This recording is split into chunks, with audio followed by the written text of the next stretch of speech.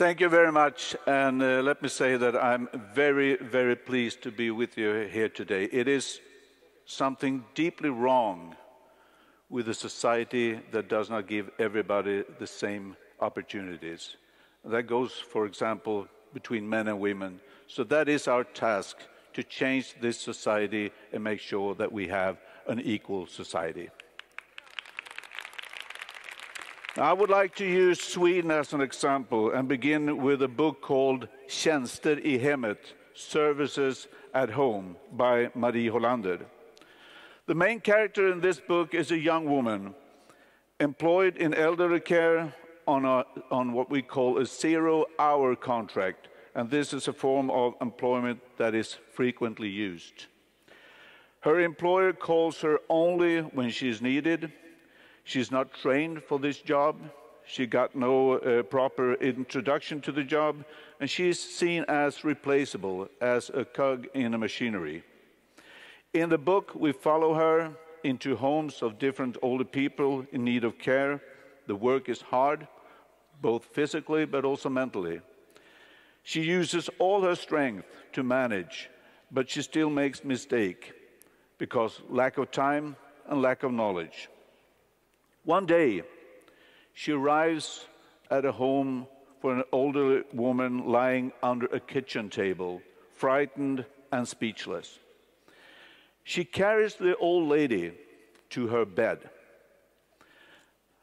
It's heavy, and the lifting is painful both for the lady and for herself. She calls her son, and he takes his mother to the hospital where the old lady dies. The death raises question for this young woman. Was the lifting wrong? Should I have called the ambulance directly? She is left with a deeply rooted anguish, a scar for life.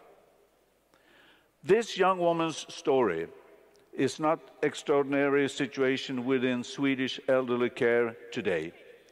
It shows that women's and feminized work is not recognized and not valued the way it should be. And it leads to dire consequences both for individual women and for society as a whole. Now we can see today a large gender gap, large gender pay gap. We can see precarious work with temporary employment and part-time work is much more common among women compared to men. We can see working conditions that is worsening now in female-dominated sectors. And twice as many women as men are on sick leave. Both physical and mental problems have increased, and this is often due to stress, to understaffing and demanding contacts in the healthcare, in schools, and at nursery homes. This makes painfully clear that Sweden still has a gender power system where traditionally male attributes and abilities are valued higher than female ones. And the current policy in Sweden has in many ways only reinforced this system. We have seen political decisions in Sweden in the recent years that have risen income inequality and weakened the position for workers, for example, with increase of temporary employments. But I also want to point criticism to myself and to our party, because previous social democratic governments increased gender equalities during the 20th century in a good way through reforms in taxation, representation, welfare, and in many other areas. But we did not fulfill our promise on a right to full-time employment before we lost power in 2006. We left that. It's time to right that wrong and pick up the pace in our endeavor towards equality. Because the Social Democratic Party is a feminist party. I am personally a convinced feminist. We need to see, we need to understand what is wrong, and we need to right that wrong. So if I get the mandate I will lead a gender-equal government with a feminist agenda. Our goal will be to make Sweden a feminist role model in the world.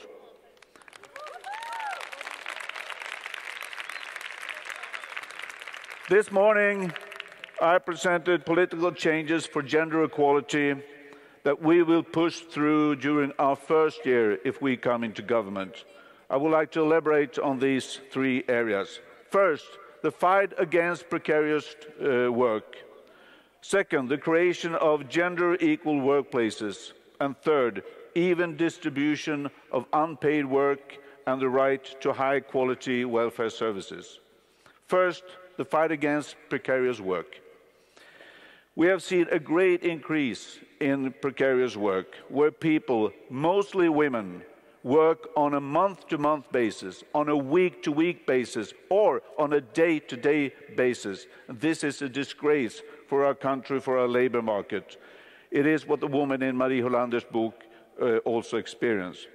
Because this creates a constant insecurity for these workers, mostly women, and they can hardly raise their voices to protect their rights. We will therefore ban the misuse of temporary employment and solve the problem also with divided working periods. We will put reforms in place to make full-time work the norm for the Swedish labor market, also the female-dominated sectors. One important part is to make the right to work full-time a part of the collective bargaining system, so the national collective agreements should also include right to work full-time. We seek a majority to make that happen. Secondly, creation of gender-equal workplaces. First of all, we need to put demand on all employers to analyze salary levels at their workplaces from a gender standpoint. But we also need a stronger governing body that works actively to create equal workplaces and better working environments. This will be done through investments, through regulation, and increase in research that can put theory into practice. Third, the even distribution of unpaid work and the right to high-quality welfare services. A feminist analysis of labor has to take into account this unpaid housework and care work. Study shows, for example, that in Sweden we have about 140,000 of our workers, mostly women, have shortened their working hours or stopped working entirely to take care of their elderly relatives. Our goal must be to have an equal and even distribution of unpaid work and welfare services that support people, all people, male and female workers in their career. And for this, a social democratic government will take substantial steps towards an even distribution of the parental leave. We will invest in childcare, we will invest in elderly care, health care, create a new legal framework that puts human needs before profit interests. So, what will these reforms mean to the young lady in Marie Hollander's book? It will give her rights, proper training, job orientation to secure full-time employment contract. It will strengthen her ability, her right to equality in the workplace and equal pay. It will give her more colleagues, better working conditions, and a right to public care for her own children or her own elderly parents. This is a first step. Surely we must proceed with other steps.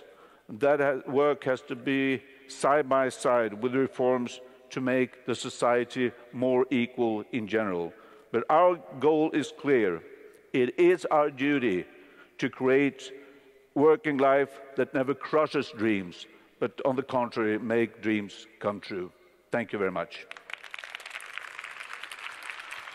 Thank you. Mr. Löfven, and we look forward to talking a little bit more with you later Right. on. So Yes. thank you.